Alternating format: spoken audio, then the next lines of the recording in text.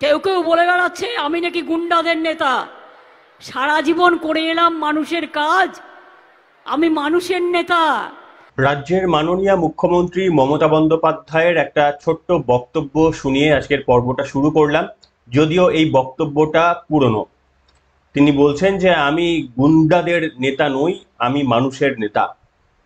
দেখুন, গতকাল ছাত্রছাত্রী বা বঞ্চিত চাকরি প্রার্থীদের, যারা যারা সারা জীবন পরিশ্রম করে অনেক অধ্যাবসায়ের মাধ্যমে একটা সরকারি চাকরি কোনো মতে জোগাড় করেছিলেন, কিন্তু এই রাজ্য প্রশাসনের দুর্নীতির জন্য এবং দুর্নীতি করে সেটাকে স্বীকার না করার জন্য অযোগ্য প্রার্থীদের বাঁচানোর জন্য যোগ্যদের বলি হতে হলো।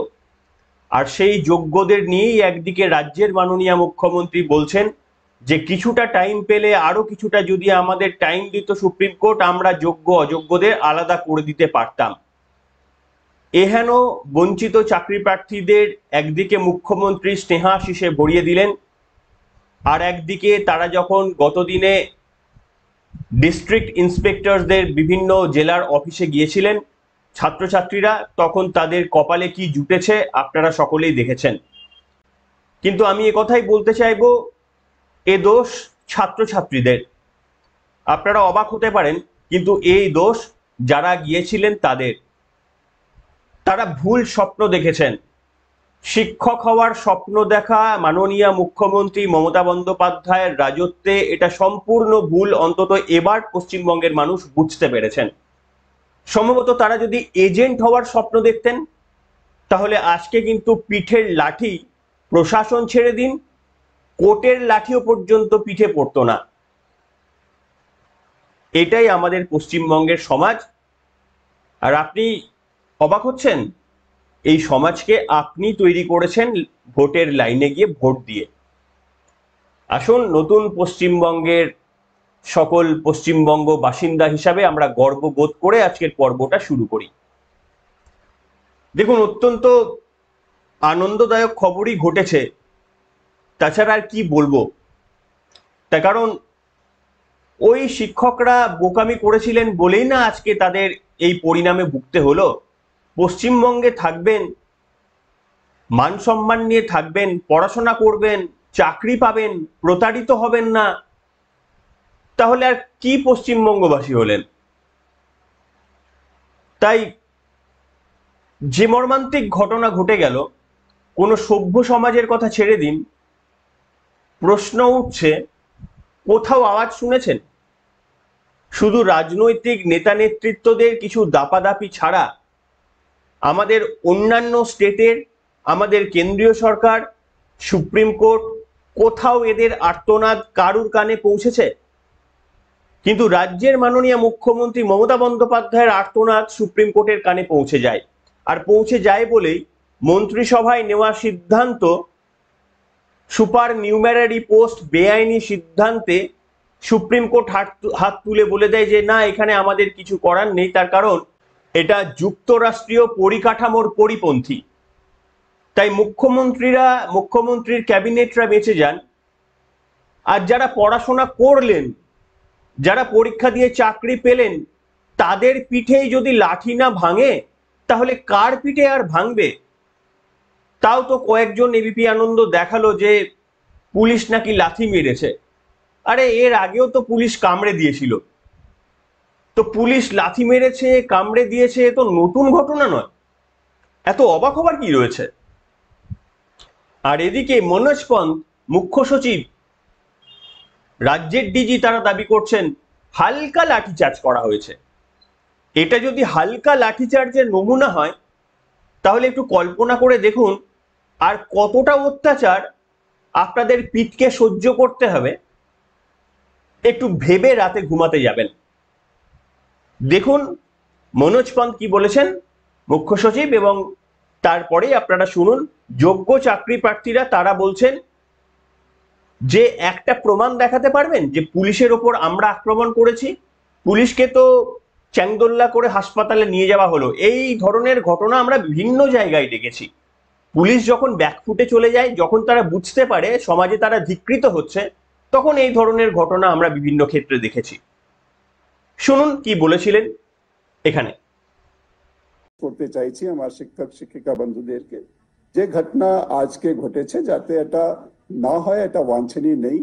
এটাতে কারো কিছু লাভ হচ্ছে না, এটা আননেসেসারি একটা সিচুয়েশন ক্রিয়েট করা হচ্ছে। কারো উকসানিতে যাতে আমরা না যাই, আমাদেরকে লিগ্যাল সলিউশনই বের করতে হবে এবং এর জন্য সরকার তরফ থেকে, আমাদের এডুকেশন ডিপার্টমেন্ট তরফ থেকে সব রকম পদক্ষেপ নেওয়া হচ্ছে। পুলিশের ওপর কোন রকম কোনো হামলা চলেনি, ফুটেজ দেখাতে বলুন তাহলে। হালকা বল প্রয়োগ, আমরা কিচ্ছু করিনি, এখানে কোনো সরকারি জিনিসপত্র ভাঙচুর করিনি। তার ফলেও কেন ওনারা আমাদের উপর এইটা করলেন? আমাদের হাতে লাঠি আছে, আমাদের হাতে বন্দুক আছে, সব তো ওনাদের হাতে আছে। আমরা কি করেছি? আমরা কিচ্ছু করি, এবং তার ভিডিও কিন্তু আমাদের কাছে আছে। ওনারা কি করেছেন সেটার ভিডিও কিন্তু আমাদের কাছে আছে। নির্বিচারে হঠাৎ করে ওনারা শুরু করলেন পুরো হচ্ছে লাঠিচার্জ, এবং সেখানে যারা আমাদের ফিমেল টিচাররা ছিল তাদের উপরও পুলিশ, ছেলে মানে যারা হচ্ছে পুরুষ পুলিশ আর কি, তারা শুরু করলো এবং একাধিকবার লাঠি মানে উনি। শুনলেন বন্ধুরা, এটাই তো সামগ্রিক পরিস্থিতি। এরপরে আমি আবার দেখলাম ঘন্টাখানেক সঙ্গে সুমনের প্রোগ্রাম যখন হচ্ছিল, তখন আবার সুমন বাবু কিন্তু খুব নীতি নৈতিকতা মেনে সাংবাদিকতা করেন। এমনিতে তার ক্ষুরোদার বুদ্ধির কাছে আমরা অত্যন্তই নগণ্য, সে কথা বারবার উল্লেখ করার প্রয়োজন নেই, কিন্তু তা সত্ত্বেও তার ব্যালেন্সের খবর করা, সেই জন্যই তো আজকে পশ্চিমবঙ্গে পরিণত হয়েছে। তিনি পরিষ্কারভাবে দেখাচ্ছেন, না এবারটা কিন্তু আমাকে দেখাতেই হবে যে রাজ্য সরকারের প্রতিনিধি কি বলল, রাজ্য পুলিশ কি বলল, এবারটা আমাকে দেখাতেই হবে। উত্তরপ্রদেশে কি হলো এটা আমাকে দেখাতেই হবে। তো এটাই তো পশ্চিমবঙ্গ, তাই না? তাহলে কোথায় যাবেন?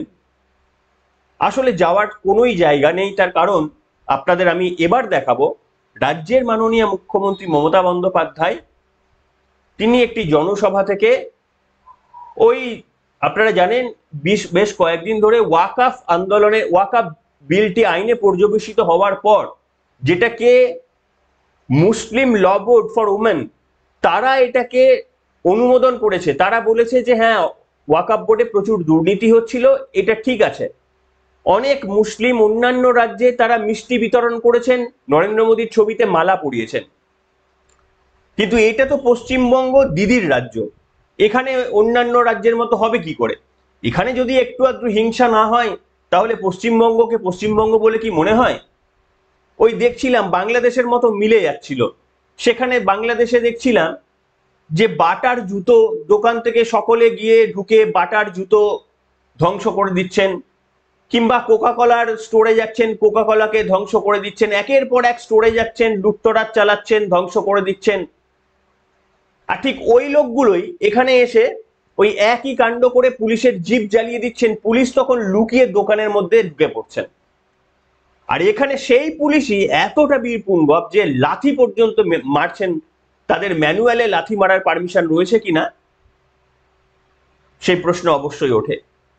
আমি দেখাবো রাজ্যের মাননীয় মুখ্যমন্ত্রী একটা বিল আইনে পরিণত হয়ে যাওয়ার পরেও তিনি কিভাবে তার কথা অনুযায়ী দুধেল গাইদের তিনি বলছেন, তোমরা চিন্তা করো না, পশ্চিমবঙ্গে এসব কিছু হতে দেব না।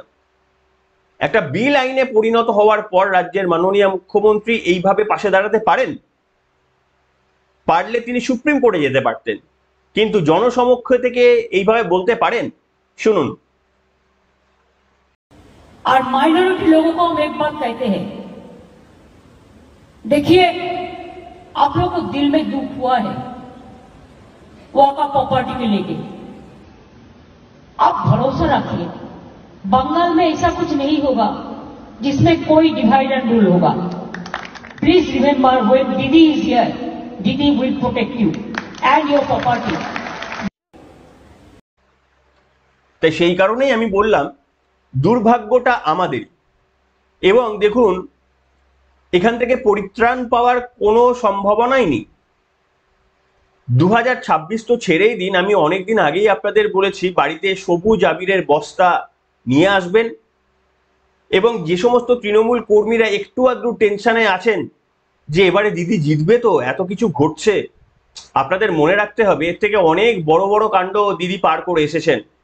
তার মধ্যে সন্দেশখালী যদি একটা বড় কাণ্ড ঘটে, সব থেকে বড় কাণ্ড হচ্ছে আরজিকর। সেখানে যেভাবে স্বতঃস্ফূর্তভাবে মানুষ একদিন দুদিন নয়, মাসের পর মাস রাস্তায় নেমেছেন, সেই আন্দোলনকে দিদি যদি প্রশমিত করে দিতে পারেন, তাহলে এই আন্দোলন আর কি ছোট আন্দোলন। 26 কেন, 26,000 কেন, 26 লক্ষ চাকরি চুরি হয়ে গেলেও ও দিদি সামলে নেবেন, আপনারা টেনশন করবেন না। আপনারা সবুজ আবির আর সবুজ মিষ্টির অর্ডার দিন আগে থেকে। মিষ্টির সাইজ কিন্তু এবারে বড় হওয়া চাই, আর ছোট ছোট মিষ্টিতে কিন্তু আমাদের মন ভরবে না। এবারে কিন্তু মিষ্টির সাইজটা একটু ডবল করবেন, আর সবুজ আবিরের রংটা কিন্তু এবারে একটু কেমিক্যাল ফ্রি করবেন, কারণ দিদি তো সাধারণ মানুষের ভালোই চান।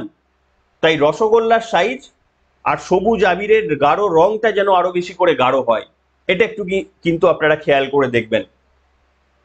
আর আমার মনে হয় যে এবার থেকে স্কুলের পঠন পাঠন বা কলেজের পঠন পাঠন বা অন্যান্য জায়গার পঠন পাঠনে, এমনিতে তো শিক্ষকরা নেই, আগামী দিনে আরো চাকরি চলে গেলে তখন শিক্ষকের অভাব হয়ে যাবে, তখন না হয় আপনারাই গিয়ে ভলেন্টারিলি, দিদি বলেছেন যেমন ভলেন্টিয়ারলি আপনারা পড়াতে পারেন, তো আপনারা গিয়েও ওই সবুজ আবির মেখে চলেও যেতে পারেন, দু একটা ক্লাস নিলেও নিয়ে নিতে পারেন।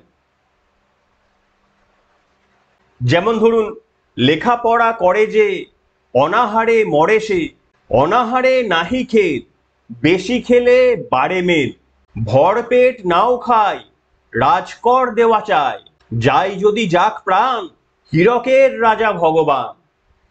তো খানিক এই ধরনের গোছের শিক্ষাও যদি পাওয়া যায়, তাতে করে এই সমস্ত মূর্খ ছাত্রছাত্রীরা যারা শিক্ষক হওয়ার স্বপ্ন দেখেছেন, দিন রাত পরিশ্রম করেছেন, আর সেই স্বপ্ন দেখে আজকে কি বিপদ হলো বলুন তো। একদিকে তারা সাফল্য পেলেন বটে এতদিনের পরিশ্রমের প্রচেষ্টায়, চাকরিও করে ফেললেন বেশ কয়েক বছর ধরে, নিজেদের সন্তানদের ভবিষ্যৎ নিয়ে স্বপ্নের জালও বুনতে শুরু করে দিলেন, তারপরে সুপ্রিম কোর্ট দিল চাকরিটা বাতিল করে, অথচ যাদের জন্য চাকরিটা বাতিল করতে বাধ্য হলেন তারা পেয়ে গেলেন নিস্তার। এমনকি সিবিআই তদন্তের আর্জিটুকু পর্যন্ত খারিজ করে দেওয়া হলো। তারপরে আপনাদের দিদি পাশে বসিয়ে বলল অনেক মিষ্টি মিষ্টি কথা, আপনারা শুনলেন না। আর শুনলেন না বলেই দিদির পুলিশ যখন পিঠে দু একটা বাড়ি দিল, আপনি বলে দেবেন দিদি খারাপ? এটা হয় নাকি? আপনার লক্ষ্য খারাপ ছিল। আপনি শিক্ষক কেন হবেন? আপনি এজেন্ট যদি হতেন, তাহলে ভাবুন কত টাকা ইনকাম করা যায়। পার্থ চট্টোপাধ্যায়, কালীঘাটের কাকু, এটা তো পথ দেখিয়েই গিয়েছে যে কত লক্ষ কোটি টাকা এজেন্ট হিসাবে, তারা তো মাথা ছিল, তাদের যারা আরো সাবঅর্ডিনেট ছিল তারা কত লক্ষ কোটি টাকাই না আর্ন করেছে। তারা বলুন না, তাদের কি পড়াশোনা করতে হয়েছে? তাদের কি পুলিশের পিঠের লাঠি বাড়ি সহ্য করতে হয়েছে? নাকি কলমের খোঁচায় তাদের চাকরিটি চলে গিয়েছে? তাহলে সব কষ্ট আপনাদেরই সহ্য করতে হচ্ছে। আর এর পরেও সব থেকে মজার কথা কি জানেন? এর পরেও আপনার পাশের বাড়ির লোক, আমার পাশের বাড়ির লোক, আপনার আত্মীয়, আমার আত্মীয়, গোটা পশ্চিমবঙ্গবাসী, যাই যদি যাক প্রাণ, হীরকের রাজা ভগবান বলতে বলতে 26-এর লাইনে দাঁড়িয়ে শুধুমাত্রই তৃণমূল কংগ্রেসের ছাপ ছাড়া আর সবগুলো ব্লার দেখবেন। দেখুন, এইভাবেই প্রিপেয়ার হতে হবে আমাদের। আমি তো আপনাদের সামনে বহুকাল ধরে বলে আসছি যে মানসিকভাবে আমাদের প্রিপেয়ার হতে হবে কতটা অত্যাচার আমরা সহ্য করতে পারি। আপনারা ভাববেন যে সুপ্রিম কোর্ট ব্যবস্থা করবে, বিরোধী দল রাস্তায় নেমে ব্যবস্থা করবে, অথচ আপনি ভোটের দিন ভোট দিতে বেরোবেন না। আপনি ভোটের দিনে ভোট দিতে বেরোলেও তৃণমূল কংগ্রেস ছাড়া বাকি অন্য কোনো রাজনৈতিক দলের সিম্বল দেখতেই পাবেন না। আর সেগুলো করার পরে এসে বলবেন যে না, সুপ্রিম কোর্টকে এবার ব্যবস্থা নিতে হবে, বিরোধী দলকে আরো জোরদার হতে হবে। তাহলে ঠিক আছে, এই লুপেই ঘুরুক। ওই যে বলছিলাম না, কম্পিউটার সায়েন্সের ডু হোয়াইল লুপ কিংবা ফর লুপ, ওই লুপের মধ্যেই অনন্তকাল i = ইনফাইনাইট হিসাবে ঘুরতে থাকুক, আর মমতা বন্দ্যোপাধ্যায়ের রাজত্বকাল চলতেই থাকুক। এবং তিনি যখন অবসর নেবেন বয়সজনিত কারণে, তখন অভিষেক বন্দ্যোপাধ্যায় যেন এর থেকেও কড়া হাতে আমাদের এই প্রশাসন সামলাতে পারে। কড়া মানে কোন দিক থেকে কড়া, আশা করি আপনারা সকলেই বুঝতে পেরেছেন। তার কারণ যে পুলিশ এইভাবে সরকারি সম্পত্তি জ্বালিয়ে দেওয়া, মুর্শিদাবাদ, নদিয়া ওয়াকআপ বিলের প্রতিবাদ জানিয়ে সরকারি সম্পত্তি জ্বালিয়ে দেওয়ার সময় তারা দরজার কোণে লুকিয়ে যায়, সেই পুলিশই যখন ছাত্রছাত্রীদের উপর বল প্রয়োগ, শিক্ষকদের উপর বল প্রয়োগ করে অভিষেক বন্দ্যোপাধ্যায়ের নেতৃত্বে, তাহলে কি হতে পারে একটু কল্পনা করলেও করতে পারেন। আপনাদের মন্তব্য লিখে জানাবেন। কোনো অরাজক পরিস্থিতি সৃষ্টি করবেন না। গণতান্ত্রিক উপায়ে যেটুকু ক্ষমতা আমাদের দেওয়া হয়েছে সংবিধানে, শুধু সেটুকু পালন করলেই তো সব হয়, কিন্তু না। এনিওয়ে, এখনকার মতো এখানেই শেষ করলাম।